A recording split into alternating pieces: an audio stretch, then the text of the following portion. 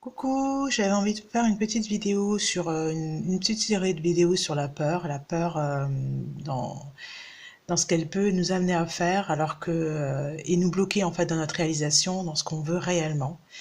Personne n'a envie de faire du mal à personne, hein. Quand vous commencez à croire que l'extérieur vous veut du mal, ben c'est là que vous êtes déjà dans vos peurs et c'est embêtant pour vous et c'est désagréable pour l'autre.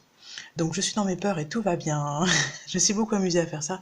Aujourd'hui, Paul va faire ses courses. Hey, hey, c'est génial, une belle journée s'annonce. Il est souriant, un peu crispé, mais souriant, très souriant.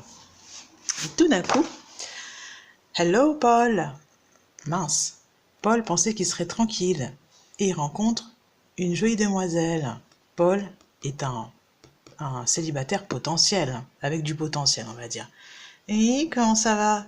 Il y a du monde, fais gaffe. Donc il met son sourire de façade.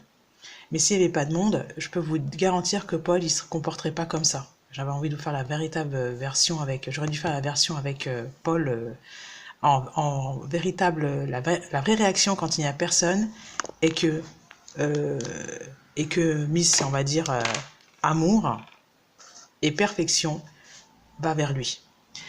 Euh, Ensuite, la véritable version, Paul est interpellé par Miss Perfection, très belle, etc., qui a confiance en elle, entre guillemets.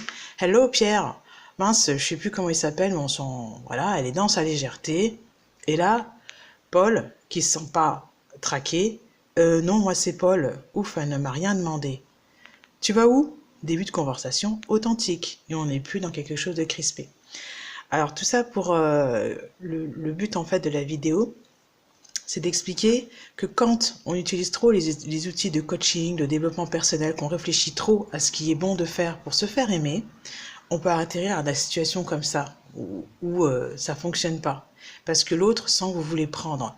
Alors si vous devenez plus authentique, c'est-à-dire que je ne sais plus comment il s'appelle et c'est pas grave, alors qu'on sait parfaitement que pour se faire des amis, il faut connaître le prénom de chaque personne, tout devient plus simple.